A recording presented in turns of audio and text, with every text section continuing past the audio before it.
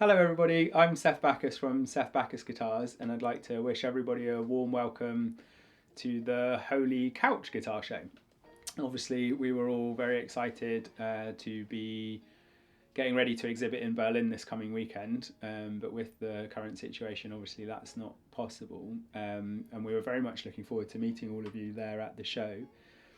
But hopefully we can bring a bit of the Holy Grail experience to your living room, and I'd like to say a big thank you to all of you for tuning in. I hope everybody stays safe and well.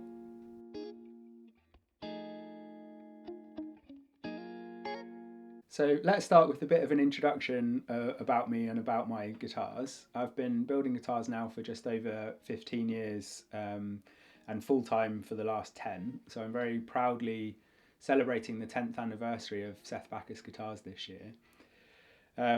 I come from a family of guitar makers. My stepfather is Andy Manson, who is a long-standing legendary acoustic guitar maker, and his brother Hugh Manson builds electric guitars also. And I spent many years working with both of them and working with Hugh to run his guitar shop and help develop the Matthew Bellamy Muse signature guitars. Just over 10 years ago, I set up my own workshop and started to design my own range of instruments, very much with the emphasis on kind of quality and responsible material sourcing, and trying to build like timeless instruments that will hopefully be passed down through the generations and become heirlooms. So behind me we've got a selection of my models here. We've got some Nautilus models and some Shoreline models. I'll just give you a very brief rundown between the difference of the two models. So Nautilus was my original design, which is a set neck, generally mahogany bodied, mahogany necked type guitar. And it was always kind of based around the set neck guitar that I could never find. So there's some tweaks to it that you wouldn't find on the more traditional set neck guitars, which I think has kind of brought a unique voice to the instrument, and I'm very proud of the Nautilus. The Shoreline models are kind of more in the direction of the Californian built guitars, so they're all bolt-on neck guitars, and I've been incorporating a lot of vintage vibed kind of colours and hardware choices and whatnot to those designs. And I'm really excited with how they've come along and how they've been received actually, and I very much look forward to presenting them to you.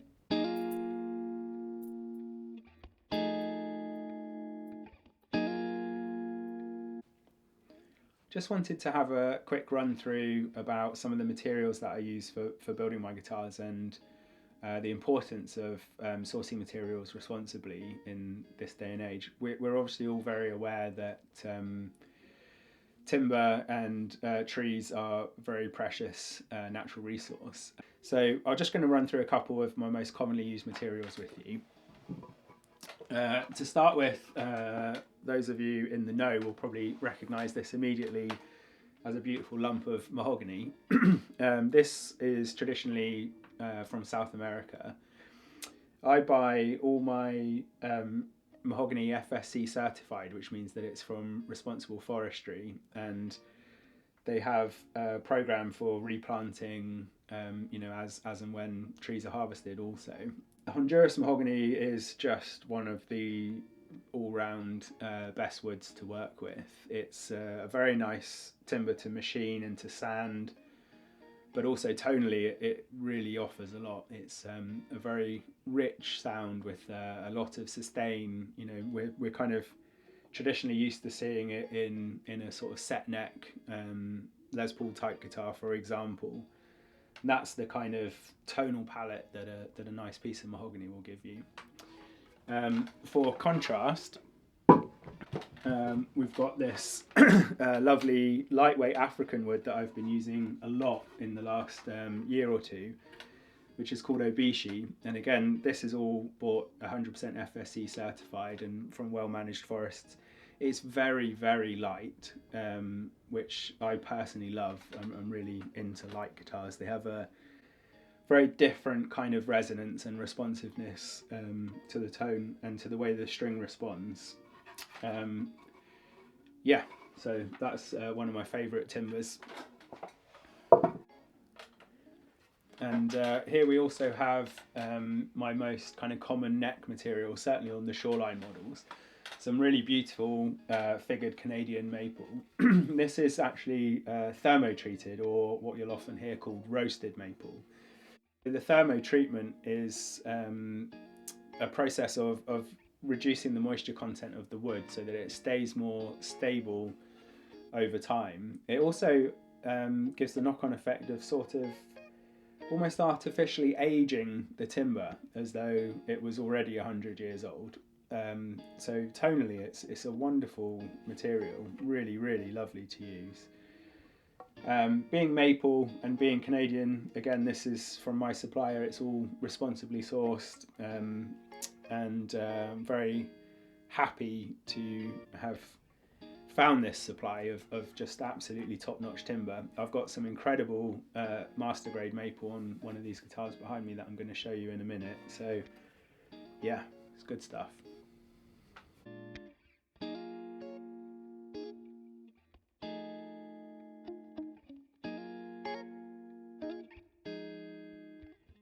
So we're going to start with the stand rundown here now.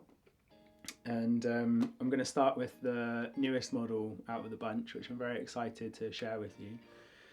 It's very much looking forward to unveiling this at the Holy Grail Guitar Show. So you get it now as the Holy Couch Guitar Show. It's pretty obvious where the influence lies with this guitar. I've been really dipping my toes into Leo Fender's world recently, and I have to say it's been a really stimulating and inspiring experience. I've really kind of got into the ethos that Leo had when he was designing these guitars. Very little wood wastage, everything is repairable, replaceable, you know, sustainably sourced materials always for the timbers, and just there's a certain sound that you can only get from a bolt-on neck guitar. So I'll give you a quick run through of some of the features of this new S-type model. So this is part of my Shoreline range that I talked about earlier. So all the Shoreline guitars feature the bolt-on necks, which is the kind of Californian style. And to my ears, the bolt-on neck really brings a sort of hollow snap to the instruments that you just can't get it any other way. It really has its own kind of tonal palette there. So my new S-type is, I suppose the foundation is a very lightweight body, because then we're going to get that real lively kind of resonance, even acoustically you can hear it's a very loud guitar. So we've got a lightweight Obishi body with the forearm contour and the ribcage contour here. Sort of relatively typical vintage style hardware, but using the kind of premium quality stuff here. So I've got a Clusen based vintage tremolo with a cold rolled steel block to increase the sustain. I've actually got a really nice little upgrade on the bridge here by using these Highwood saddles, which if you've not heard of them and you're a Strat player, they're definitely worth looking into. It's such a brilliant bit of engineering, so simple but so excellent. The way they're designed is that the grub screws will never protrude out of the bridge, so no more palm injuries, which I'm sure we all know about. The pickups here are bare knuckle, which are made in the UK, hand wound by some good friends of mine actually. And the set I've got in here are called the 63 veneer board set, based on the early 60s Fender pickups. I've got the bridge pickup with a zinc base plate, which just adds a little bit of extra kind of oomph to the bridge and thickens it out a little bit. We've got the standard 5-way switching. The only wiring mod I've done to this is to be able to use the tone control on the bridge pickup also, so you can just smooth all that out a bit. Then we've got this rather crazy master grade roasted maple neck here. You can see the figuring in it is just really, you know, kind of unbelievable. It's really fantastic. So I've got the maple neck and the maple fingerboard with a 12-inch fingerboard radius, medium jumbo frets. So we've got very modern playability with the kind of more vintage sounds. Clusen style vintage tuners here. I think one of the defining factors about my guitars and the body shape and everything is the upper fret access is very comfortable, and that comes from the heel design. You can see the way the curve sort of sweeps in here means that you can get access all the way up to the top, and the shape of the heel design here allows your hand to rest and actually even pivot around the shape of the heel. So it's a very comfortable playing position up here at the top end. Yeah, so that's a quick run through of the new Shoreline S-type. I'm very excited about these. We're going to be doing lots more of them, and they've already proved pretty popular because I've sold the first two before I even got a chance to display them at the show. So yeah, looking forward to building lots more of those.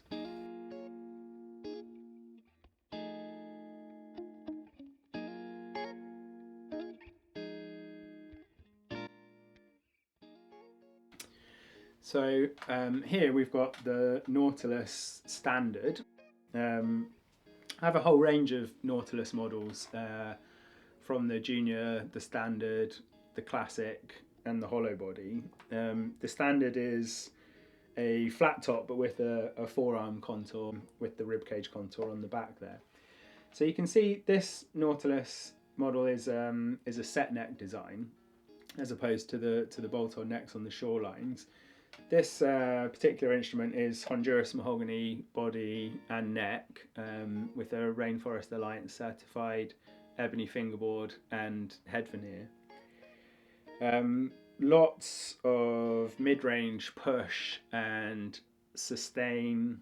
It's actually a very versatile instrument. So we've got it loaded with two bare knuckle humbuckers, two vintage style PAF mule pickups. In the neck position, very sweet, smooth kind of tone. In the middle position, a little bit more top end, and then as we switch down to the bridge there, we've got a little bit more bite to it. I also generally on the Nautilus models include a coil tap. So on this one we've got it on the push-pull, and that splits the humbuckers into single coils. And I will say about the bare knuckle pickups is that they coil tap exceptionally well. So it's a very usable single coil sound, really makes it a very versatile instrument. Standard hardware that I use on the Nautilus are Tone Pros locking aluminium tailpieces, and usually either a Tone Pros bridge or an ABM bridge. Again, we're choosing the hardware to unlock the potential of the instrument. So we spend all this time choosing the wood and building the guitar as flawlessly as possible, and then we really have to choose the best hardware to bring out the best of the instrument there. Again, the same thing as the Shoreline model. We've got very easy top fret access here, which is really uncommon on a single cutaway guitar, without some sort of compromise in stability and strength of the join, which is one of the things that I'm proudest of the Nautilus design. It's a very resonant instrument, the Nautilus, with a very even balance between the strings and plenty of bottom end, but a really clear, crisp treble was something that I really wanted to bring to the single cut design. And yeah, I'm really just always been in love with the Nautilus. It's the single cut I could never find. So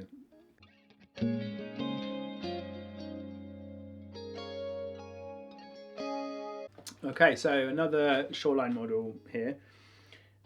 This is a new model that I introduced last year, which is the Shoreline JM. It's again reasonably straightforward where the influence lies. I'm a 90s grunge kid at heart, so this is a guitar that I've been wanting to make for some years actually. The progress in the development of hardware manufacture has kind of breathed a whole new lease of life into this style of instrument. The old guitars were notoriously unreliable in the bridge and tremolo department, and this fantastically designed setup from Mastery is rock solid and works like a charm. So we've got again a lightweight Obishi body, very resonant and responsive, paired up with a roasted maple neck here, with some really nice figuring in it. and this is a Catalog's fingerboard, which is otherwise known as Mexican Royal Ebony. It kind of sits somewhere between rosewood and ebony in terms of denseness for the fingerboard. I think it's a really nice material, and it's available fully FSC certified and responsibly sourced. So it's a really nice wood to use. Pickup wise, we've got a custom wound set of bare knuckle Jazzmaster style pickup. So I've gone with a vintage voice in this guitar. So it's a reasonably low output neck pickup and a slightly hotter bridge pickup. Balances really nicely, and it's a really cool guitar. Very simple volume and tone controls. There's no real fuss on these, and a three-way toggle switch up the top here. Again, we've got the hand carved sort of heel design here, which gives you all that access up to the top end there. And I finished this one in candy apple red, which I think is just the most incredible red. I hope it comes across on camera. It's so vivid and lively. Yeah, so that's the Shoreline JM.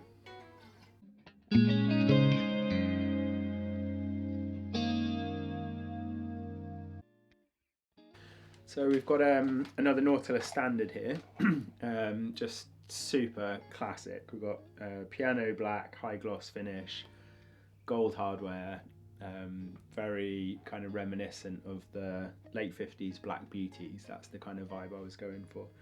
It's like the tuxedo guitar they used to call it. So yeah, Nautilus standard. We've got set neck, rib cage contour, forearm contour, 25.5 inch scale length, 2 bare knuckle humbuckers. We've also got an Anomaly pickup surround here, which my colleague Luke White designed. We have a separate company, so you can check out Anomaly Guitar Hardware, and locking Tone Pro's aluminium stop tailpiece. I think the aluminium stop tailpieces do definitely add something to the tone. The lightweightness of them it seems to sort of increase the resonance of the whole thing to my ear. Push-pull coil tap on the tone control there. So again, that will split either humbucker into a single coil. We can get some very convincing kind of stratty sounds. Makes a double humbucking guitar a really versatile instrument. We've again also got the really nice heel carve, which gives us the upper fret access. And one other thing I just wanted to talk about was the machine heads that I use. On the Nautilus 3-a-side headstocks, I tend to use the Goto 510 machine heads. They've got a really high gearing ratio. They're very, very nice to use. They tune very accurately, and they're incredibly stable once in place. I think it's a beautiful bit of engineering, actually. And I think they look really, really nice too. They're really sort of curvy and fit the form of my guitars. So yeah, the Nautilus standard.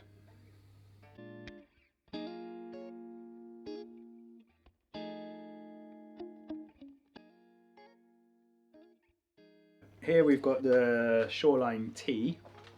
This has become a really popular model for me over the last couple of years, and I've been working really hard on kind of refining the aesthetics a little bit. I want to capture the classic vibe of, you know, the Telecaster guitars that we're all familiar with, but again bringing something a bit unique to the table in terms of the playability, the upper fret access, and the hardware choices. So this Shoreline T is very much based on a 62 kind of custom. We've got double binding, white binding front and back there, relict, nitro, sonic blue finish. It just looks the biz to me. Aged mint pickguard, bare knuckle blackguard series. I chose the blackguard series because I think it's just, to my ears, the best all-round Telecaster set. It just gives you everything you would want from a vintage Telecaster. This particular model is loaded with a Bigsby for a little bit of extra twang fun, and I've still kept the traditional 3 brass saddle bridge because I think that's a really important part of the Telecaster tone. It adds the twang and the kind of punch that you want from this kind of instrument. One little thing that I tend to do with my Shoreline Ts is implement a 4-way switching system. So it's a regular kind of standard Telecaster switching, bridge, both, neck, and then in the 4th position we've got these two kind of wired in a slightly thicker sounding, more kind of humbucking type tone. Can be a really nice kind of bluesy sound, but also is a very sort of smooth, clear, jazzy sound, particularly if you roll the tone control off a tiny bit. Again, it just makes it a more versatile instrument, really a lot of sounds in there that you can dial in. So yeah, on this one, again, we've got a really gorgeous roasted maple neck. Maybe you can see a bit of the figuring there. It's a really beautiful gold and amber colour. The oil and the wax finish, it just feels like silk, really super playable. On the machine heads on these Shoreline models, if it's the really vintage vibe instruments, then I'm using the traditional Clusin style, but made by Goto. They've got really nice gearing and good tuning stability also. They certainly look the business on this kind of guitar. This one is winging its way to a customer next week. I'm looking forward to him taking delivery of that, and I've got a couple of really nice Shoreline T orders to be cracking on with soon. So yeah, I'm really excited about this model. It's been great.